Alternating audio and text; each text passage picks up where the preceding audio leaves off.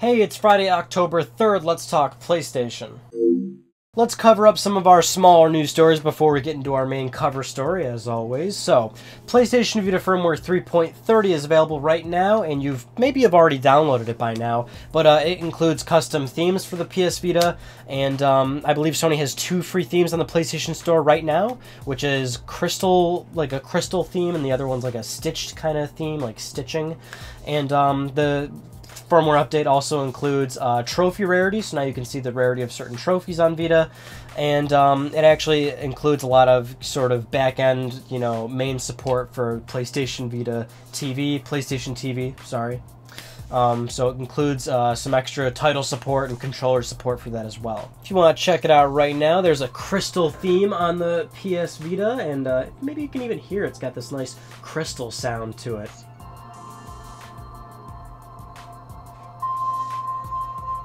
Yay, crystals! Moving on, Little Big Planet 3 is probably going to be getting a bundle for the PlayStation 4, as always. Whenever there's a slightly large game on the PS4 or PS3 or Vita, Sony usually likes to do a bundle. So there is a bundle listing for Little Big Planet 3 for PlayStation 4 in certain territories, I believe in the UK. It's not actually confirmed, but the bundle is listed as coming out for November 21st, and I believe the game comes out the 19th, so it's not exactly far-fetched to say that this won't happen, especially since Sony always does bundles anyway, so chances are it's probably going to happen, but we'll see, and I'll keep you all posted. Anyway, speaking of bundles, there's also a bundle coming to Japan, 2 PlayStation 4s, The Evil Within, sort of a custom PlayStation 4. As you can see in the picture, there's a black and white system that's going to be available in Japan, and the main plate on it has some, kind of art for the game. So, there's that. Chances are, like we've mentioned before, these bundles probably aren't going to come outside of Japan because, they usually never do. Also, the actual art for the actual on the PlayStation 4 faceplate features the Japanese name of the game, so they're probably not going to print the Western name of the game, which is The Evil Within. In Japan, it's called Psycho Break, and that's what's printed on these bundles. I think it's PS4 is not even a year old, and we're seeing a lot of custom PlayStation 4s at this point. But if you haven't noticed by now, a lot of these custom PlayStation 4s, they're always only customized on the top plate, which is removable at that point. So I think we're going to be seeing a lot of custom PlayStation 4s over its life cycle, an unusually large amount than say like a PS3 or a PS2, because they're only customizing one small plastic portion of it, which they have a big assembly line for that one plastic piece, whereas they're not manufacturing a full-on custom shell for the console. They're just doing one piece. So we'll probably see a lot of these, and we'll also probably see most of them never come west side. Alright, time for some not so good news. It turns out PlayStation Plus is getting a price increase in certain territories, specifically Turkey, India, Russia, Ukraine, South America, I believe. These main regions are getting an increase in a PlayStation Plus subscription, as much as like 20-30% of a price increase. Now, right now, Sony has confirmed that price is not changing in North America, and they said that they are, in terms of their response for the UK and Europe, they said, they're kind of investigating it, and that they'll, let people know if anything were to change, which is certainly not good news, especially when you get that kind of response for the UK and Europe. For a while now, a lot of game journalists have been saying, at some point Sony's got to do something with PlayStation Plus. They've got to do something to kind of recoup costs. Now, of course, none of us know how profitable PlayStation Plus is, but Sony does have to pay for every single game they give away. They do have to, I would assume, recoup discount cost of purchase, discounted games. People think Sony just gives away those games. When Sony makes a game free on PlayStation Plus, they're paying for it still. So when you download a free PlayStation Plus game, Sony is actually paying the publisher, and we don't know what actual deals are in place with the publisher and Sony. Sony might have, made one bulk purchase for a game on PlayStation Plus, or they would pay per title to EA or whoever, allows their game to be free. But there's a lot going on with PlayStation Plus, so we don't exactly know how it works on Sony's end and how much money they're making. But if they have to make moves like this in certain territories, chances are it's getting to the point where they may not be making as much money as they'd like to off the service, or they need to, increase their profit margin to keep the service going, or to keep the amount of free games on it going. If they are doing this, then I would assume, have a good reason. If they're increasing the price just to increase the price and make more money off of you, then that honestly blows, but we don't know. Like, we don't know what's going on. Anyway, let's talk about some Uncharted 4. I hope you've seen this by now. Naughty Dog's holding a 30th anniversary art show in California. They actually have a building rented out where you can walk in and check out all this cool art from 30 years of Naughty Dog's history. All this cool artwork and, you know, statues and sculptures and actual, you know, memorabilia and everything from Naughty Dog's history. Really cool. I wish I could actually be there. Anyway, one of the game's lead game designers has tweeted a picture of Nathan Drake in Uncharted 4, and if you haven't already seen it by now, looks pretty awesome. One of the lead game designers, Kurt Marganuo, however you pronounce that guy's name, I'm sorry if I mispronounced it. It's the biggest challenge of making YouTube videos is actually pronouncing certain words. Anyway, he tweeted that Nathan Drake looks awesome as fuck on next gen, and as you can see, it does look pretty cool. I mean, there's obviously a reflection, and, you know, there's not that much detail because it was taken with a phone, I would assume. But there's finally some Nathan Drake. I mean, we haven't seen anything about Uncharted 4 since the initial reveal trailer, you know, and we're due to see some of it soon, especially since 2015's right around the corner. So it's nice to just get a little sneak peek at the game finally, because, again, we have not seen it in a very long time. But I'm so excited.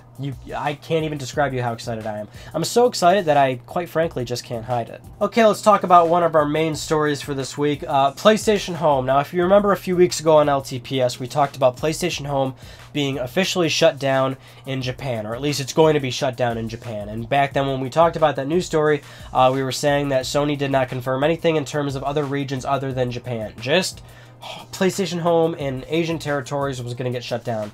Now it has been confirmed that PlayStation Home is being shut down in other Western territories, North America, Europe, UK. It is getting shut down March 31st. And so most content is going to be taken down around November, and then the actual service is getting shut down in March of next year. Now, I know for a lot of you people right up front are instantly going to think in your head or post in the comments like, I hated PlayStation Home.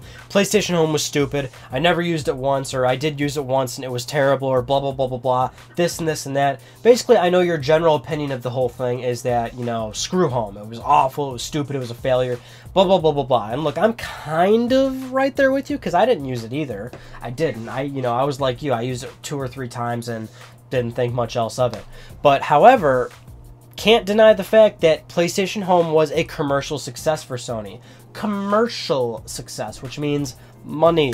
Sony made millions of dollars off Home, and people, for some reason, don't seem to, like, believe that or, you know, kind of give that credit there. But it was. I mean, if you did log into Home that one time, people were there. People used it. Maybe you didn't use it. I know I didn't, but it was up there. Sony had content people could purchase. You know, there was advertising space within PlayStation Home. It was more so, I mean, it was a commercial success. Sony confirmed many times that they've made millions of dollars off the service. Now, I don't know how much money they've invested into the service to initially get it up and running, to keep it running, but I would assume when, you know, that they made money off of it. It's not like they put this thing out there and they actually lost money off of it. You know, they made money. The really interesting thing about Home is that it could have been a lot different. And what I mean by that is, if you remember Phil Harrison used to be Sony Computer Entertainment president and president of Worldwide Game Studios. Like, he and Home was like his baby. Like, that was his big thing. He was a Sony executive that was really preaching for Home, and he really was behind Home, and he made a lot of financial decisions to get Home up and running, to get Home you know, more support within Sony, because, you know, it's tough when you're in a big, you know, multi-million-dollar corporation. There's a corporate ladder, and, you know, if certain people aren't supporting it, aren't, you know, investing in Home, then it's not going to get the support that it needed. And Phil Harrison was a high-class executive at Sony that supported Home, but he eventually left Sony.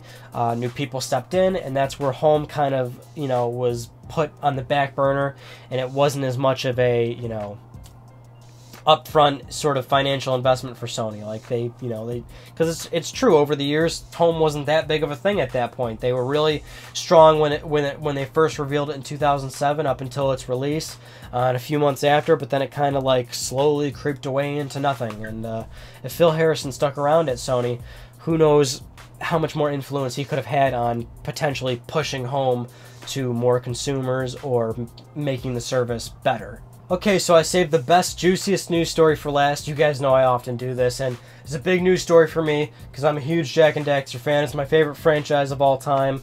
Like I mentioned earlier, Naughty Dog's having their 30th anniversary art show, and they're also releasing a art book that people can buy, I think in the next 2 weeks or something that's coming out. I haven't pre-ordered, but anyway, it leaked that a few pages inside the art book actually leaked online, and Naughty Dog included some concept art for Jak 4. Now, if you remember the news of Jak 4, it's that, and this is official, this is confirmed news, that Naughty Dog did begin developing early on Jak 4, like a true Jak and Daxter 4. They kind of made it too realistic. They kind of made Jak too human looking. They made Daxter too real, like a real animal. They were adding too much detail to it, you know. Jak and Daxter, if you played it before, it's a very cartoonish looking game, and they were adding too much realism to the game. And Naughty Dog, you know, in this process, were looking at the artwork and everything, and they were realizing that this isn't really Jak and Daxter, and they didn't like where that project was going, so they ultimately, you know, said, no, we're not going to do this because it doesn't even feel like Jak and Daxter. So they never finished it, they never went along with it, and that was the story of Jak and Daxter 4. That's what we know about it, and now we actually have some pictures of it, and that's pretty much it. But you know, I'm probably showing it to you right now on the video. Very, very interesting. I can now see what they were like talking about. Now before we saw like only 2 images of like what Daxter looked like or something, and it was a really blurry, small scale image. But now that we have some better high quality shots, especially of what Jak would have looked like, I can totally see what they're what Naughty Dog is saying. You know, especially from a creator perspective. You know, I mean, if you've been if you're a creator, I mean, not to sound preachy or like cliche, but you know, you really, you know, you care about your work, you care about your craft, and if it doesn't feel right, you don't want to put it out there. So, and you know, I can see what they're saying. You know, I'm really passionate about this franchise, and when I look at that, when I look at these pictures, I don't see Jak and Daxter. You know. But that's kind of because it's such a drastic art style change. I mean, Jak 1 to 2 was a pretty big, you know, change in terms of story and maturity, I guess. But it was still Jak and Daxter. You know, you still had the same personalities of the characters. You still had the same, I mean, the very important part, look and feel of the game. It still played like Jak and Daxter. It certainly still looked like it. And you know, when you have such a drastic change like this, it becomes something completely different, and they were calling it Jak 4 apparently. It wasn't like a reboot. So, but anyway, I mean, that's pretty much it. Those are the pictures. You've seen them. I mean, what do you think? I'm sure a lot of people would agree with me. After seeing these pictures, you probably wouldn't have wanted something like that if you're really into the Jak and Daxter games like I am. Maybe some of you are saying, you know, this is interesting and I would have liked to see that. And, I mean, that's, you know, sure, why not go and see it? I don't know how I'd react to it.